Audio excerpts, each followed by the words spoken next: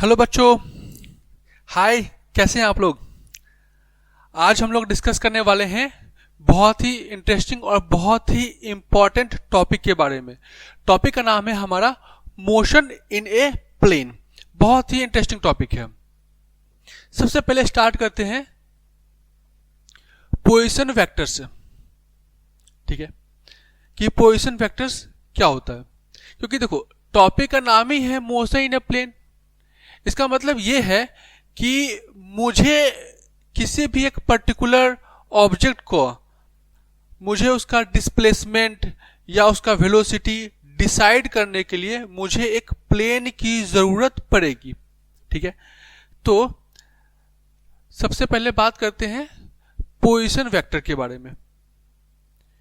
Position vector क्या होता है, पहले हम इसके बारे में डिस्कस करते हैं। मान लेता हूं कि ये मेरा एक्स कोऑर्डिनेट है, एट द सेम टाइम ये मेरा वाई कोऑर्डिनेट है।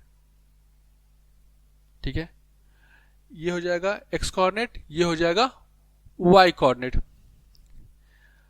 मैंने कोई पॉइंट चूज किया है। ये जो पॉइंट है मेरे पास क्या है, small x comma small y है। इस पॉइंट को अगर मैं इस कोऑर्डिनेट सिस्टम पे ड्रॉ करना चाहूं तो कुछ ऐसा दिखेगा, और यहां से ये कुछ ऐसा दिखेगा। यहां से यहां तक का जो डिस्टेंस होगा वो स्मॉल एक्स होगा, और ये जो डिस्टेंस है ये मेरे पास स्मॉल वाई है। इस पॉइंट को अगर ये मेरे पास ओरिजिन है तो ओरिजिन से ये जो वेक्टर आर के टर्म में मैं इसको एक्सप्रेस कर सकता हूं। तो ये आर वेक्टर, ठीक है। तो this R vector is equal to X unit vector I plus Y unit vector जे।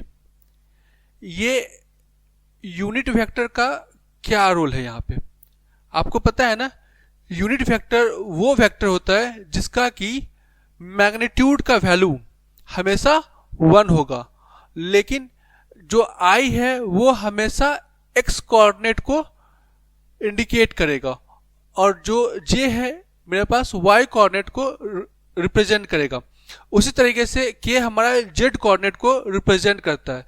क्योंकि मैंने इस प्लेन में मैंने सिर्फ और सिर्फ एक्स और वाई कोऑर्डिनेट चूज किया है, इसलिए जो भी हमारा इक्वेशंस वगैरह बनेंगे सिर्फ और सिर्फ एक्स और वाई कोऑर्डिनेट के रिस्पेक्टिवली ही बनेंगे। ठीक है, मान लेता हूं कि मैं एक केस लेता हूं एग्जाम्पल के तौर पे।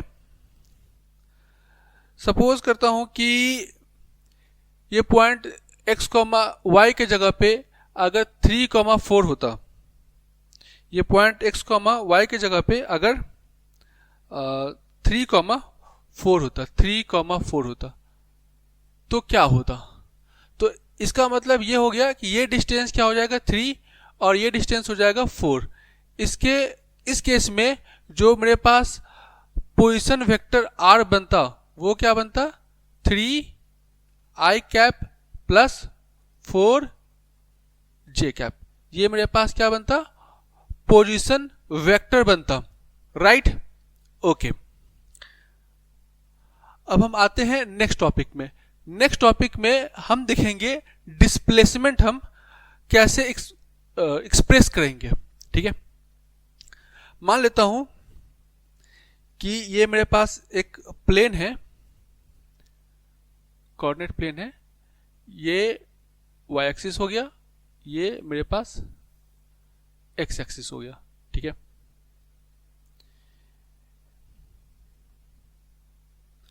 एक ऑब्जेक्ट मेरा इस तरीके से मोशन कर रहा है, सॉरी मोशन नहीं, ये डिस्प्लेसमेंट की मैं बात कर रहा हूँ। ठीक है, तो क्योंकि मैंने इसको वाई कोऑर्डिनेट चूज किया है और ये एक्स कोऑर्डिनेट है, जब ये डिस्प्लेसमेंट कर रहा था तो मैंने क्या किया, 2 पॉइंट मैंने अपने मन से चूज किया जहां पे मैं एग्जैक्टली ऑब्जर्व करना चाहता हूं कि इस 2 पॉइंट पे हो क्या रहा है। ठीक है, तो जो फर्स्ट पॉइंट है वो मैंने ये चूज कर लिया और सेकेंड पॉइंट है वो मैंने ये चूज कर लिया। ठीक है, तो फर्स्ट पॉइंट के रिस्पेक्टिवली अगर मैं आर वेक्टर ड्रॉ करूं तो ये कुछ ऐसा दिखेगा।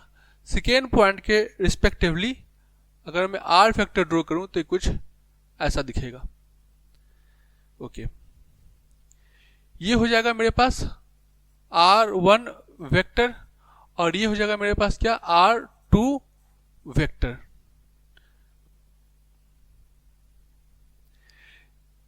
यहां से यहां तक ये जो होगा मेरे पास क्या है, डिस्प्लेसमेंट है ना, तो इसको मैं बोलूंगा डेल्टा आर वेक्टर। इसको मैं क्या बोलूंगा, डेल्टा आर वेक्टर। ये पॉइंट मेरे पास 1 है, ये पॉइंट मेरे पास 2 है। ठीक है, ठीक उसी तरीके से पहले ऑब्जेक्ट यहां पे था, घूमते घूमते ऑब्जेक्ट यहां पे पहुंच गया। राइट, इस पॉइंट पे जो मेरे पास कोऑर्डिनेट पॉइंट्स होंगे वो हो जाएगा x1, y1 और उसी के रिस्पेक्टिवली इस पॉइंट पे जो कोऑर्डिनेट पॉइंट्स होंगे वो हो जाएगा x2, y2। ठीक है,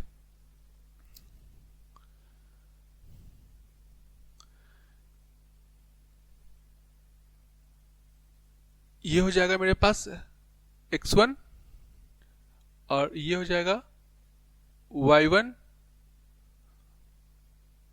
ये हो जाएगा मेरे पास क्या, x2 और ये हो जाएगा क्या, y2। ठीक है, ये हो जाएगा x1, x2, ये y1 और ये y2। ठीक है, ओके, तो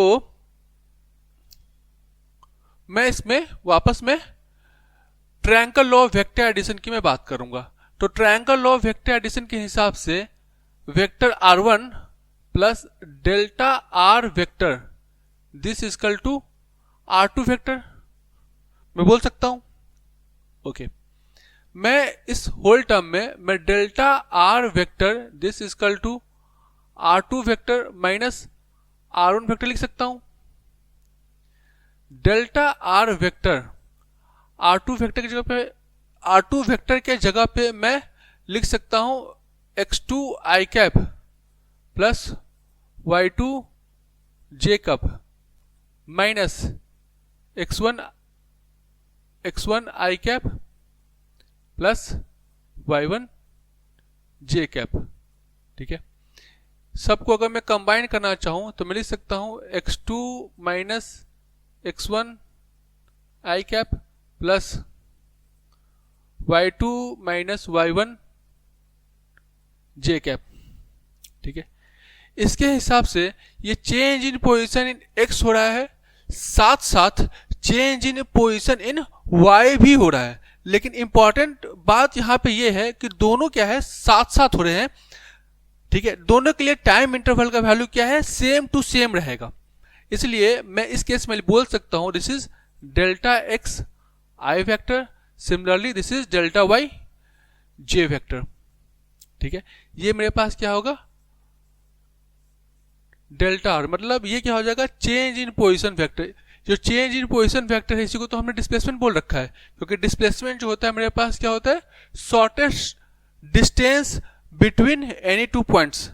राइट, ओके, अगर मैं बात करूं वेलोसिटी की, यहां पे बात हो रही कौन सी, एवरेज वेलोसिटी की। तो अगर मैं बात करता हूं एवरेज वेलोसिटी, एवरेज वेलोसिटी, तो एवरेज वेलोसिटी को मैं v बार से रिप्रेजेंट कर लेता हूं। क्योंकि ये वेक्टर क्वांटिटी है इसलिए मैं v वेक्टर लिख लेता हूं। ठीक है, दिस इजकल टू क्या होगा, delta r vector divided by delta t। ठीक है, तो डेल्टा आर वेक्टर का वैल्यू क्या हो जाएगा, delta x i cap plus delta y j cap divided by delta t. This become delta x by delta t I cap plus delta y by delta t j cap. ये value हो जाएगा क्या, change in displacement या change in position in x direction divided by time. ये क्या हो जाएगा, velocity in x direction. Therefore इसको लिख सकता हूं v x i cap. Similarly ये क्या हो जाएगा, वी वाई जे कैप. ये टोटल वेलोसिटी वेक्टर v होगा, राइट. अगर मैं v के मैग्नीट्यूड की बात करूं, magnitude of velocity vector v, तो ये वैल्यू क्या होगा, under root of v x का स्क्वायर प्लस वी वाई का square. Under root of v x का स्क्वायर प्लस वी वाई का स्क्वायर.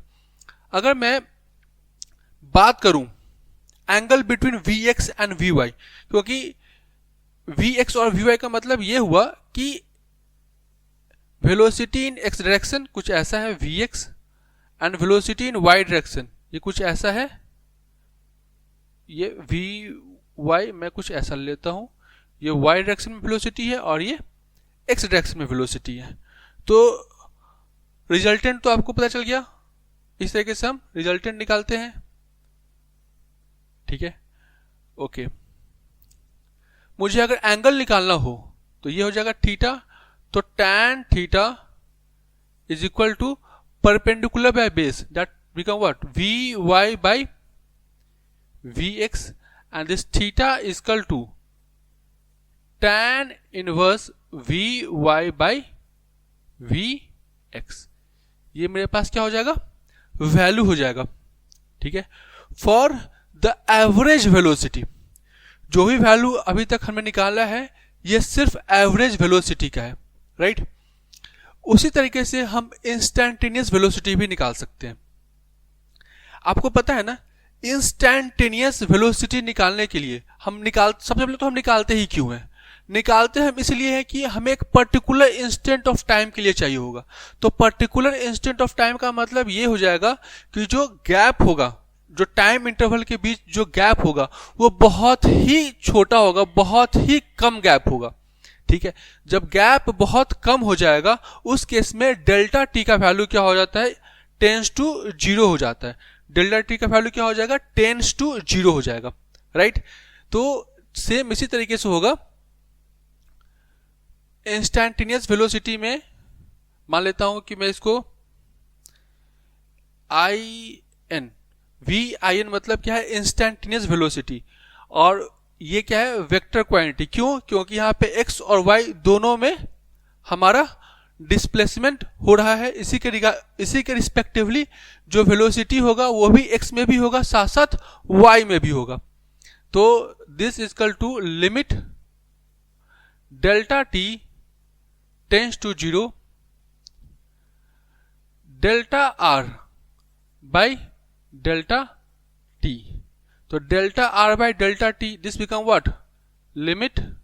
इसी को तो हम लोग क्या बोलते हैं, डिफरेंशिएशन बोलते हैं ना. तो इसको मैं डिफरेंशिएशन के टर्म में लिख लेता हूं, d by d t of delta r. Delta r means what, delta x I vector plus delta y j vector, that is this become what, differentiation in x by dt. अच्छा, क्योंकि already हमने d word इस्तेमाल कर लिया तो यहाँ पे delta लिखने की जरूरत नहीं है, ठीक है. तो हम यहाँ से डेल्टा हम हटा लेते हैं, यहाँ से जो है मैं डेल्टा हटा लेता हूँ. तो मैं इसको यहाँ पे लिख सकता हूँ x I vector plus y j vector. तो dx I vector plus dy by dt j vector, ठीक है. तो इसको मैं डिफरेंशिएट करूंगा तो क्या हो जाएगा, velocity in x direction plus velocity in Y direction.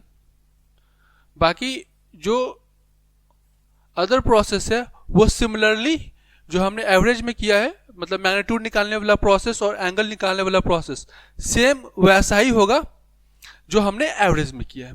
Right, आसान है। ओके, तो ये हमने तीन चीजें की है, एक डिस्प्लेसमेंट हो गया, एक एवरेज वेलोसिटी, और एक क्या हो गया हमारे पास इंस्टैंटेनियस वेलोसिटी। हमने तीन पार्ट हमने डिस्कस कर लिए। ओके, अब आते हैं नेक्स्ट पार्ट पे। ओके, ये है हमारा एक स्मॉल मतलब इंफॉर्मेशन है आप लोगों के लिए, जेई वालों के लिए। ऑफलाइन और ऑनलाइन बैच का हमने व्यवस्था कर रखी है ऑलरेडी। कोई भी स्टूडेंट जो ऑलरेडी 11th में हो या 12 में हो या ड्रॉपर हो, जो कि जेई मेंस का, जेई एडवांस का, इवन मेडिकल का भी तैयारी कर रहा हो, तो हमसे कांटेक्ट कर सकता है। हमारा कांटेक्ट नंबर ये है जो आप लोग के सामने मैंने डिस्प्ले कर दिया है। ये हमारा कांटेक्ट नंबर है, इस पर कांटेक्ट कर लीजिए। कोई भी क्यूरीज हो यहाँ पे आपका सॉल्व हो जाएगा। ठीक है। अच्छा, एक इम्पॉर्टेंट बात और, अगर किसी को, जो भी मैंने वीडियोस में मैं बना रहा हूँ, किसी को कोई सवाल पूछना हो तो मेरे से कमेंट बॉक्स में लिख के सवाल पूछ सकता है। लेकिन इम्पॉर्टेंट बात यहाँ पे ये है कि वो सवाल ढंग से पूछना चाहिए कि सर मुझे ये टॉपिक समझ में नहीं आया, मुझे बता दो। ये नहीं कि जा ये टॉपिक करके बता, ऐसा नहीं हो सकता। ठीक है, हम जो है रिस्पेक्ट के भूखे हैं। अगर आप अच्छे से सवाल मेरे से पूछोगे, इज्जत से सवाल के पूछोगे, श्योर मैं उसका रिप्लाई करूंगा ही करूंगा। अगर कोई टॉपिक आपका वीक है तो आप उसके रिस्पेक्टिवली कमेंट कर सकते हो। मैं कोशिश करूंगा उस टॉपिक पे बेस्ट टू बेस्ट वीडियो बनाने की। मैं अपनी तरफ से कोशिश कर सकता हूं। आई होप कि, वैसे तो बहुत सारी वीडियोस नेट पे अवेलेबल है, लेकिन हो सकता है कि मेरे द्वारा कही गई बातें शायद आपको ज़्यादा अच्छे समझ में आए। ठीक है, तो हम चलते हैं अपने नेक्स्ट टॉपिक के ऊपर। नेक्स्ट टॉपिक हमारा क्या है? एक है एक्सेलरेशन। ठीक है, नेक्स्ट जो टॉपिक है हमारा है एक्सेलरेशन। एक्सेलरेशन को हम कैसे डिस्कस करेंगे?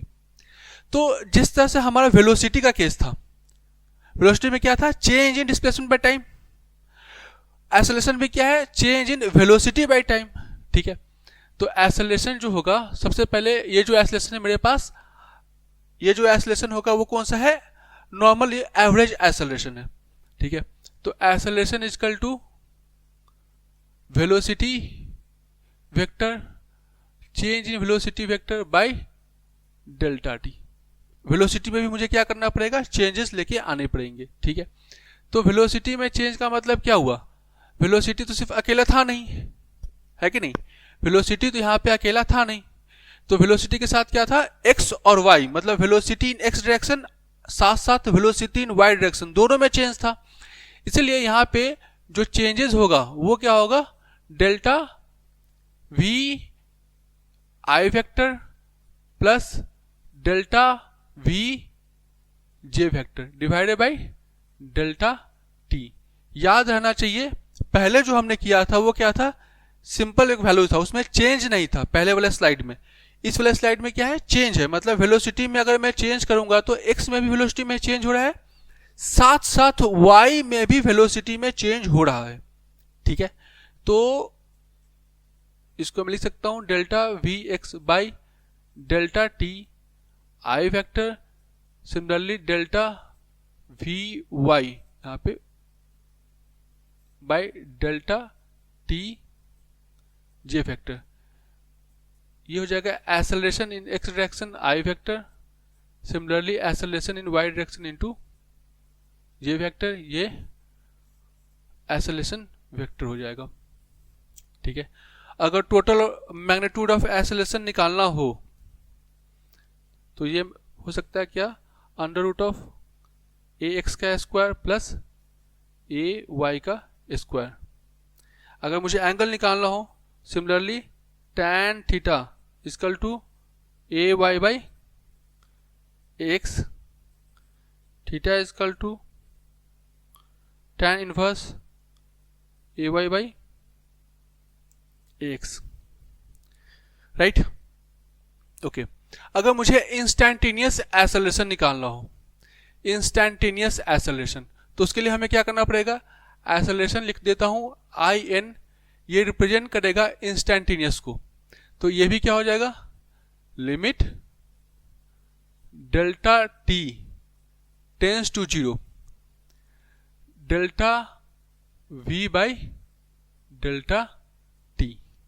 ठीक है, इसका मतलब क्या हो गया, d by d t of v vector. Delta v का मतलब क्या हो गया, v वेक्टर हो गया, और v वेक्टर का मतलब क्या हो गया, velocity in x direction, d by d t, ये वैल्यू क्या होगा, v x i vector plus v y j vector, ये वैल्यू क्या हो जाएगा, d v x by d t i vector d v y by d t j vector, ये value क्या हो जाएगा, velocity in x direction i vector plus velocity in Y direction into j direction. Same वही कहानी है, sorry मैं यहाँ पे एक चीज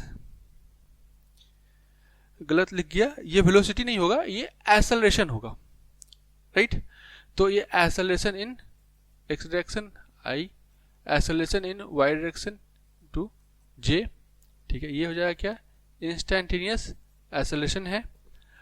सेम वही मैग्नीट्यूड मुझे निकालना होगा, तो वहां पे मुझे क्या करना पड़ेगा, under root of a x का स्क्वायर प्लस ए वाई का स्क्वायर। यहाँ पे इंपॉर्टेंट बात क्या है कि इंस्टैंटेनियस वाले केस को निकालने के लिए मुझे हमेशा डिफरेंशिएट करना पड़ेगा, ठीक है। नेक्स्ट टॉपिक में, मतलब नेक्स्ट वीडियोस में हम पहले वेक्टर्स के बारे में बात करेंगे, फिर हम प्रोजेक्टाइल मोशन के बारे में बात करेंगे, ठीक है। आई होप ये टॉपिक आपको समझ में आया होगा। कोई बात ऐसी होगी जो आपको समझ में नहीं आया है तो कमेंट करके जरूर पूछ लेना, मैं रिप्लाई जरूर करूंगा, या उसके रिगार्डिंग मुझे लगेगा कि कोई वीडियो बनानी पड़ेगी तो मैं वीडियो भी बना दूंगा, कोई इशू नहीं है, ठीक है। मिलते हैं नेक्स्ट वीडियो में, तब तक के लिए जय Hind and God bless you, thank you.